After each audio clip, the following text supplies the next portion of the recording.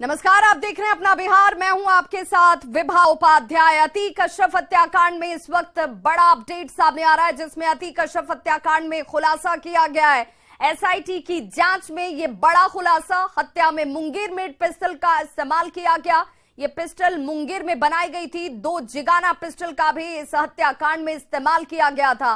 महज 16 सेकंड में 34 गोलियां दागी गईं। देसी विदेशी हथियारों का इस्तेमाल इस हत्याकांड में किया गया, जिसमें मुंगेर मेड पिस्टल का भी इस्तेमाल हुआ है। जो बड़ी जानकारी इस वक्त अतीक अशरफ हत्याकांड से जुड़ी हुई एसआईटी अपनी जांच में खुलासे के तौर पर ला रही है। आरोपी सनी ने जिगाना से 16, लवलेश ने जिगाना से 13 और अरुण मौर्य ने मुंगेरी पिस्टल से 3 गोलियां चलाई थी। दिल्ली के गैंगस्टर जितेंद्र गोगी ने सनी को हमीरपुर से बुलाकर 2 जिगाना पिस्टल दी थी, और इसके लिए जिनके पास 2 जिगाना पिस्टल रखी गई थी, जबकि लवलेश ने अपनी मुंगेरी पिस्टल अरुण मौर्य को दी थी, जिससे 3 गोलियां दागी गईं। अतीक अशरफ हत्याकांड में एसआईटी की प्रारंभिक जांच के दौरान बड़ा खुलासा हुआ है। दरअसल तीनों हत्यारोपियों लवलेश तिवारी, अरुण मौर्य और सनी सिंह ने महज 16 सेकंड में अतीक और अशरफ पर 34 गोलियां दाग दी। इस पूरे हत्याकांड के दौरान न सिर्फ विदेशी पिस्टल्स बल्कि देसी हथियारों का भी इस्तेमाल किया गया है। एसआईटी से पूछताछ के दौरान इस हत्याकांड के प्रमुख आरोपी सनी सिंह ने बताया कि दिल्ली के गैंगस्टर जितेंद्र जोगी ने उसे हमीरपुर से एक बड़े काम के लिए दिल्ली बुलाया था।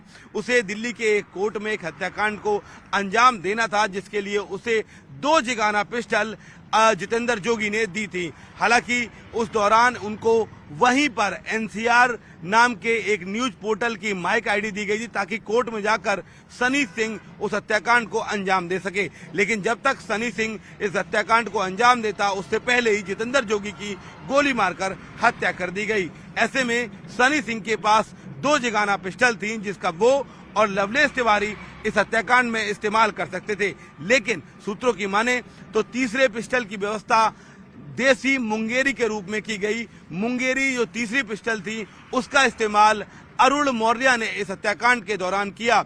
सूत्र बताते हैं कि पूछताछ के दौरान सनी सिंह ने बताया कि उसने 16 गोलियां, जबकि 13 गोलियां लवलेश तिवारी ने और 3 गोलियां अरुण मौर्य ने अतीक अहमद और अशरफ के सिर में उतार दी। सूत्र ये भी बताते हैं कि इन तीनों आरोपियों ने एसआईटी से साफ तौर पर यह कहा कि जब सिद्धू मूसेवाला का मर्डर हुआ, तो उस दौरान इनके जेहन में लॉरेंस बिश्नोई बनने का ख्याल आया, और यही एक वजह है कि वो उससे प्रेरित होकर इतने बड़े घटनाक्रम को अंजाम दे बैठे। कैमरा पर्सन योगेंद्र के साथ शिवम प्रताप, नेटवर्क 18, प्रयागराज।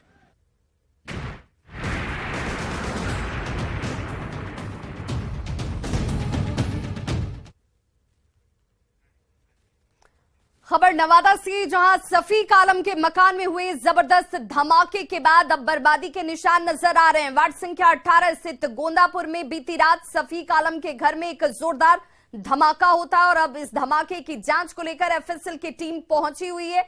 धमाके की जांच करने के लिए फॉरेंसिक टीम पटना से नवादा आई है। तस्वीरें इस वक्त उस धमाके की जगह की, जहां पर देखिए हर तरफ सिर्फ बर्बादी आपको नजर आ रही होगी। मकान का एक हिस्सा पूरी तरह से जमींदोज हो चुका है। आपको बता दें कि सफीक आलम के घर में जोरदार धमाका होता, और इस धमाके के बाद इलाके में लोग डरे और सहमे नजर आए। मकान के अंदर और बाहर का हिस्सा पूरी तरह से क्षतिग्रस्त हो गया। हालांकि गनीमत इस पूरे धमाके में ये रही कि उस वक्त घर में कोई शख्स मौजूद नहीं था, सभी घर से बाहर थे। घर के सारे लोग किसी शादी समारोह में शामिल होने के लिए बाहर गए हुए थे, और तभी ये जोरदार धमाका होता है। बताया जा रहा है कि सफीक आलम के घर में कुछ किराएदार भी रह रहे थे। जानकारी के मुताबिक घर में अगरबत्ती बनाने का काम किया जाता था, और फिलहाल एफएसएल की जो टीम पटना से नवादा पहुंची हुई है, वो इसी जांच में जुटी है कि आखिर धमाका किस वजह से हुआ। धमाके में क्या किसी तरह के कोई विस्फोटक का इस्तेमाल किया गया है, क्या कुछ इसकी सच्चाई है, इसकी जांच पड़ताल फिलहाल फॉरेंसिक टीम और स्थानीय पुलिस प्रशासन मिलकर कर रही है।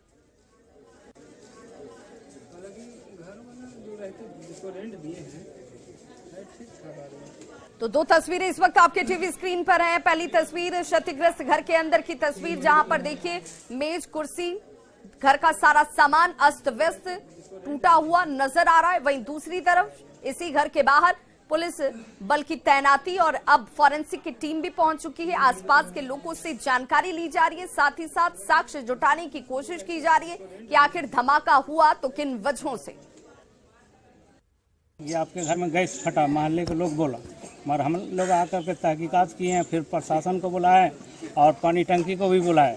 पानी टंकी भी आकर के देखे, अपना बुझाए जरा ना, हम लोग पहले बुझा चुके थे। और उसके बाद प्रशासन भी अपना डिसीजन लिए, रिपोर्ट लिए, देख लिए, गैस सिलेंडर भी देखे, सब कुछ भी देखे, मगर कहीं उनको कुछ समझ में नहीं आया। नहीं, गैस ब्लास्ट नहीं किया, गैस तो गैस हाउस ही रखा हुआ है। तो और इस तरह से एकदम मकान गिरा हुआ है। कोई नहीं था क्या उसमें? नहीं, उसमें कोई नहीं था। स्पेशल की टीम और डॉग स्क्वाड को बुलाया गया है, वो लोग आ रहे हैं। उसके बाद उनके द्वारा जांच की जाएगी और पता किया जाएगा कि कैसे हुआ। प्रथम दृष्टया लग रहा है कि यह ब्लास्ट उसमें से ही हुआ है और कांड जो है वो दर्ज कर लिया गया है और पूछताछ जारी है। वहीं बड़ी खबर पीएफआई पर एनआईए के शिकंजे को लेकर सामने आ रही है। दरभंगा, मोतिहारी, सीवान, कटिहार, मुजफ्फरपुर और मधुबनी में एनआईए की टीम की तरफ से लगातार दबिश दी जा रही है। बताया जा रहा है कि सीवान के नगर थाना इलाके में एनआईए की टीम ने दबिश दी है। कटिहार के रौतारा थाना क्षेत्र में छापा डाला गया। वहीं राजाबारा के रहने वाले मोहम्मद नजीम और चापी मोहम्मद हसन के घर सर्च ऑपरेशन चलाया गया है। सूत्रों की माने तो जानकारी ये आ रही है कि सर्च ऑपरेशन में कुछ संदिग्ध सिम की बरामदगी जरूर की गई है। और इसके अलावा मधुबनी के बाबू बरही प्रखंड स्थित बरेल गांव में छापेमारी की गई। आपको बताते चलें कि आज सुबह से ही पीएफआई से जुड़े इस मामले को लेकर देश भर में 17 ठिकानों पर छापेमारी की जा रही है। बिहार, उत्तर प्रदेश, मध्य प्रदेश समेत दूसरे राज्यों में भी टीम इस वक्त छापेमारी की कार्रवाई को अंजाम देती हुई। दरभंगा की बात करें तो 2 जगहों पर छापेमारी की गई। शहर के उर्दू मोहल्ला में डॉक्टर सरिक रजा और सिंगवाड़ा थाना क्षेत्र के शंकरपुर में महबूब के घर पर एनआईए की टीम ने दबिश दी। वहीं दूसरी ओर मोतिहारी में सज्जाद अंसारी के घर टीम पहुंची। बताया जाता है कि चकिया के कुआवा गांव में छापेमारी खत्म हो चुकी है। सज्जाद अंसारी के भाई सद्दाम अंसारी ने यह कहा है कि एनआईए की टीम फिलहाल सज्जाद अंसारी का आधार कार्ड अपने साथ लेकर गई है, उसे जब्त किया गया है। और आपको ये बताते चलें कि सज्जाद अंसारी सऊदी अरब में नौकरी करता है। इरशाद की निशानदेही पर यह छापेमारी की गई, जिस शख्स को पहले ही गिरफ्तार किया जा चुका है।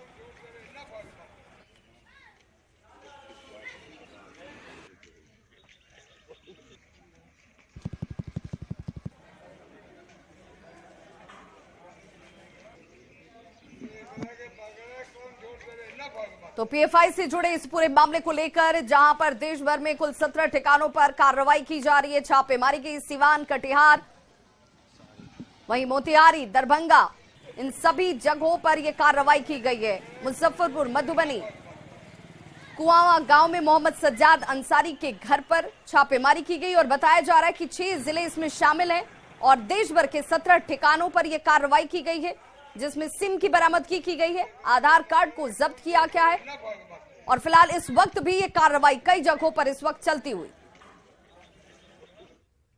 तो पीएफआई पर एनआईए के शिकंजे को लेकर पटना एनआईए ऑफिस से इस पूरी खबर पर ज्यादा जानकारी दे रहे हैं हमारे संवाददाता अमित कुमार।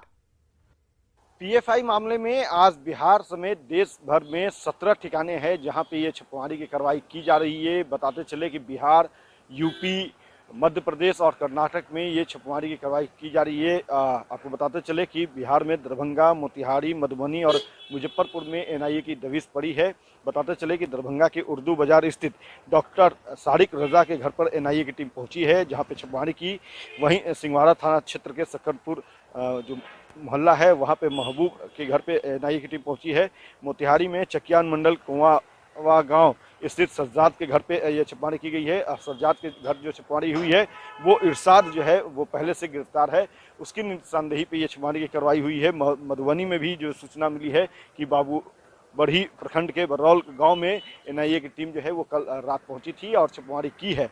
मुजफ्फरपुर में गौरीहार में भी जो है एनआईए की दबिश देने की खबर आई है। और बताते चले कि देश भर में 17 ठिकाने हैं जहां पे एनआईए की ये छापेमारी की कार्रवाई जो है वो पीएफआई से जुड़े हुए जो मामले हैं उस मामले में की जा रही है। लगातार जो भी इनपुट्स एनआईए को मिलती है पीएफआई से जुड़े हुए जो मसले हैं उस मामले में एनआईए की टीम जो है वो कार्रवाई करती है, छापेमारी करती है। हालांकि अब तक जो छापेमारी की कार्रवाई है उसके संदर्भ में ये कहा जा रहा है कि देश भर के 17 ठिकानों पर छापेमारी हो रही है। बिहार में भी लगभग 8 से अधिक ठिकाने हैं जहां पे ये छापेमारी की कार्रवाई की गई है, लेकिन अब तक इस मामले में कोई भी गिरफ्तारी नहीं हुई है। दस्तावेज जरूर एनआईए के हाथ लगे हैं और उसकी सत्यापन जो है वो एनआईए की टीम करेगी। फिलहाल एनआईए के जो अधिकारी हैं वो इस मामले में कुछ भी बोलने को तैयार नहीं है, लेकिन जो सूत्र बताते हैं उसके मुताबिक पीएफआई मामले में आने वाले दिनों में एनआईए की कार्रवाई और तेज होगी।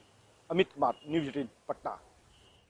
तो पीएफआई की गतिविधियों को लेकर इस वक्त एनआईए की टीम जो है वो कार्रवाई कर रही है छापेमारी की। सिवान में एनआईए की छापेमारी के बारे में ज्यादा जानकारी दे रहे हैं न्यूज़ 18 संवाददाता मृत्युंजय कुमार। सिवान में एनआईए की टीम पहुंची है और नगर थाना क्षेत्र का ये पटवाटोली का इलाका है। बताया ये जा रहा है कि यही इस गली हम अंदर चलेंगे और ये गली जो है यहाँ गली से 2 लोगों को हिरासत में लेकर जो एनआईए की टीम है वो पूछताछ करी। आप देख सकते हैं यही गली है, कहा जा रहा है कि पटवा टोली का ये गली है। यहाँ यहीं पे एनआईए की टीम आई थी और यहाँ से 2 लोगों को उठा कर ले गए, हिरासत में ले जाकर पूछताछ कर रही है। इस मुद्दे पे सिवान एसपी ने बताया कि इस तरह की बात सामने आई है, लेकिन उन्होंने ये नहीं बताया कि किस मामले में एनआईए की टीम आई है और छापेमारी की थी तो किसको लेकर गई है, अभी कुछ क्लियर नहीं हो। लेकिन यहाँ देवेजी में जो स्थानीय लोग कह रहे हैं कि कुछ पुलिस की टीम आई थी, नगर थाना की पुलिस भी थी और यहाँ से 2 लोगों को ले गई है, हिरासत में ले जाकर जो एनआईए की टीम है पूछताछ कर रही है। मृत्युंजय सिंह, न्यूज़ 18 सिवान। उधर मुजफ्फरपुर में आज सुबह 5 बजे एनआईए की टीम ने कटरा के बिल पकौना पंचायत के अनखौली में मोहम्मद साकिब के घर छापेमारी की। छापेमारी करीब 5 घंटे तक चली। साकिब अनखौली गांव का रहने वाला है। एनआईए की टीम ने मोहम्मद साकिब के घर से कई दस्तावेज बरामद किए हैं। ने पूछा कि आपका लड़का कहाँ रहता है। हमने कहा कि लड़का मेरा कहाँ है उसका कोई पता नहीं है। 1 साल से उससे हमारा कोई संपर्क नहीं है और न वो आता है, न फ़ोन करता है, न कुछ करता है। कहाँ है, किधर है, कोई पता हमको उसके संबंध में नहीं है। टीम वाले ने बार बार हमसे कहा कि भाई आप लड़के का आपसे कांटेक्ट होता है, आप लड़के का फ़ोन नंबर वगैरह जो है उसने लिया, लगाया, चेक किया, लेकिन उससे कोई बातचीत नहीं हो पाई, फ़ोन नहीं लग रहा है। तो पीएफआई के खिलाफ एनआईए के एक्शन पर केंद्रीय गृह राज्य मंत्री नित्यानंद राय ने क्या कुछ कहा है वो भी सुनिए। मामले पर एनआईए की छापेमारी बिहार में कई जगहों पर चल रही है। इस वक्त हमारे साथ मौजूद हैं देश के गृह राज्य मंत्री नित्यानंद राय जी। सर, कई जगह पर छापेमारी चल रही है, क्या कुछ अभी तक जानकारी आपके पास आई है? क्योंकि पीएफआई से जुड़े हुए मामले। देखिए, देश की सुरक्षा, देश की शांति व्यवस्था और देश में वैसे जो बड़े अपराध होते हैं जिनका जुड़ाव कहीं न कहीं राज्य की सीमाओं से पार होता है, देश की सीमाओं से पार होता है, तो एएनआई अपने कानून के तहत उनको जो अधिकार दिए गए उसके तहत काम करती है। एएनआई की अभी तक बड़ी बड़ी सफलता रही है और एएनआई अपने कानून के दायरे में काम करती है। कहीं कुछ और बड़ी खबर मुजफ्फरपुर से आ रही है जहां पर मंत्री के स्कॉट की गाड़ी से टक्कर हुई है। बच्चे की हालत बताई जा रही है गंभीर। वहीं एसकेएमसीएच इस बच्चे को बेहतर इलाज के लिए रेफर किया गया है। ग्रामीण विकास मंत्री के स्कॉट जहां से बच्चे की टक्कर होती है इसी स्कॉट गाड़ी से और सकरा बैंक के पास ये घटना हुई। आक्रोशित लोगों ने इस दौरान गाड़ी घेर कर खूब हंगामा किया। एक्सक्लूसिव तस्वीरें इस वक्त आपके टीवी स्क्रीन पर। कार्यक्रम बताया जा रहा है कि सकरा बैंक के पास ये घटना हुई और किसी कार्यक्रम में शामिल होने के लिए मंत्री श्रवण कुमार जो हैं वो निकले हुए थे और उन्हीं की स्कॉट गाड़ियों का काफिला जिस स्कॉट गाड़ी से बच्चे की टक्कर होती है और बताया जा रहा है कि इसमें बच्चा जख्मी हुआ है और गंभीर स्थिति को देखते हुए एसकेएमसीएच बच्चे को रेफर किया गया। ये तस्वीरें आपके सामने इस वक्त टीवी स्क्रीन पर। 2 तस्वीरें। पहली तस्वीर आक्रोशित लोगों की जिन्होंने स्कॉट गाड़ी को घेर लिया, जमकर हंगामा किया गया। दूसरी तस्वीर उस घायल बच्चे की जिसे अब इलाज के लिए एसकेएमसीएच भेजा गया है। इसी सकरा थाना मुजफ्फरपुर की घटना जहां पर इसे लेकर आक्रोशित लोग जो हैं वो सड़कों पर नजर आए।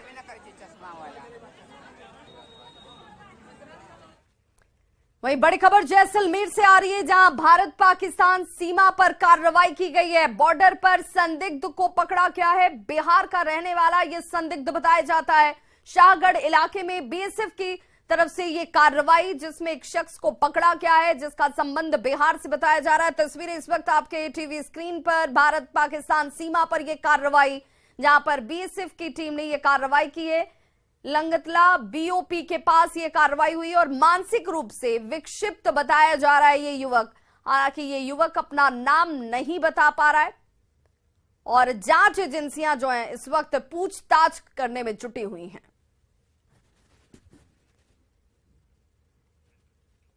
वहीं बड़ी खबर बगहा से आ रही है। बेतिया के एक युवक की संदिग्ध हालत में मौत हो गई है। परिजनों ने युवक की प्रेमिका और उसकी मां पर जहर देकर हत्या करने का आरोप लगाया है। घटना वाल्मीकि नगर थाना के गुनौली गांव की है। पुलिस ने शव को कब्जे में लेकर पोस्टमार्टम के लिए अनुमंडलीय अस्पताल भेजा है और आगे की कार्रवाई में जुट गई है।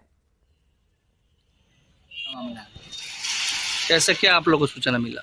हमको सूचना यही मिला जे वो लड़की के घर गया था, वो लोग जहर पिला दी। लड़की वाले किस जगह की बात है? ये गुनौली बाजार से आगे की बात। सहरसा से बड़ी खबर, जमीन विवाद में गोलीबारी की घटना को अंजाम दिया गया है। भाई और भतीजे ने बुजुर्ग को गोली मार दी है। बुजुर्ग को पेट में गोली लग गई है। इलाज के लिए निजी नर्सिंग होम में बुजुर्ग को भर्ती कराया गया। सदर थाना के बैजनाथ पट्टी गांव की यह घटना और बुजुर्ग की तस्वीरें इस वक्त आप अपने टीवी स्क्रीन पर देख रहे होंगे, जहां पर सहरसा में जमीन के विवाद में गोलीबारी की गई। उसने धमकी दिया हम लोग को, जो मेरे मतलब जमीन नहीं देंगे तो हम गोली मार देंगे उसको। तो क्या लगता है उसी को लेकर गोलीबारी हुई है? हाँ, उसी को लेकर। कटिहार में जातीय गणना के फॉर्मेट से जैन समुदाय के लोगों में काफी नाराजगी देखी जा रही है। दरअसल जैन समुदाय को धार्मिक कॉलम में तो रखा गया, पर जाति के कॉलम के लिए जैन समुदाय को जगह ही नहीं दी गई। जैन समुदाय के लोगों ने अब इसका विरोध करना शुरू कर दिया है। जैन समाज के लोगों से बातचीत की हमारे संवाददाता सुब्रत गुहा ने।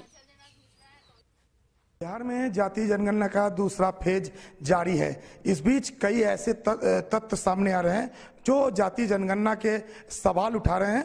हमारे साथ जैन समाज से जुड़े हुए लोग हैं। वो लोग लगातार सवाल उठा रहे हैं कि जो जैन समुदाय को है जाति कॉलम में नहीं रखा गया। बात कर लेते हैं, क्या है पूरा परेशानी, क्या हुआ है जातीय जनगणना में जैन समुदाय को नहीं रखा गया? जब ये फार्म नेट पर भी आया और भी क्षेत्रों में जातीय जनगणना का फार्म पहुंचा तो उसमें ये शिकायत हर जगह से आई कि धर्म के कॉलम में जैन धर्म को 6 नंबर पर रखा गया है, लेकिन जाति जनगणना में जैन समाज जिसकी जाति ओसवाल है वो कहीं भी नहीं है, न बनिया कौम में जोड़ा गया है न अन्य में कहीं जोड़ा गया है। तो हम मुख्यमंत्री जी से निवेदन करते हैं कि जो हम सैकड़ों साल से यहाँ रह रहे हैं तो हमारी जात ओसवाल को बनिया समाज में वैसे समाज से जोड़ा जाए। तौर पर ये जो जातीय जनगणना जारी है दूसरे फेज, उसमें जो जैन समुदाय के लोग हैं उन्हें जाति कॉलम में रखने के लिए अब आवाज उठने लगा है। देखना है कि सरकार इस आवाज को कितने गंभीरता से लेते हैं। सुब्रत, न्यूज़ 18 कटिहार। और पृथ्वी दिवस के मौके पर आप भी दीजिए अपना योगदान न्यूज़ 18 की मुहिम इंडिया पेड़ लगाओ से जुड़कर। जी हां, एक पेड़ लगाइए और पेड़ के साथ अपनी तस्वीर सेल्फी यानी कि ट्रीफी लीजिए और अपनी ट्रीफी #News18 ट्रीफी के साथ अपने सोशल मीडिया अकाउंट पर अपलोड कर दीजिए। इस मुहिम में भाग लेकर आप जीत सकते हैं आकर्षक इनाम भी। पार्टिसिपेट करने के लिए 9990898918 पर मिस्ड कॉल दें और हमारी इस मुहिम के साथ जुड़ें। शर्तें लागू हैं। ये है मैंगो ट्री, ये आपको फल देगा 8 साल में। ये है ऑरेंज ट्री, ये आपको फल देगा 5 साल में। पर ये आपको फल देगा बहुत जल्द। जी हाँ, क्योंकि ये है ट्रीफी। आप भी लीजिए ट्रीफी पेड़ लगाकर और उसे अपलोड करें #News18 ट्रीफी के साथ अपने सोशल मीडिया हैंडल पर। इस वर्ल्ड अर्थ डे पर बनिए न्यूज़ 18 की मुहिम इंडिया पेड़ लगाओ का हिस्सा। दीजिए इस नंबर पर मिस कॉल 9990898918 और जीतिए आकर्षक इनाम सिर्फ न्यूज़ 18 बिहार झारखंड के साथ। तो इस बुलेटिन में बस इतना ही, लेकिन न्यूज़ 18 बिहार झारखंड पर खबरों का सिलसिला लगातार जारी है।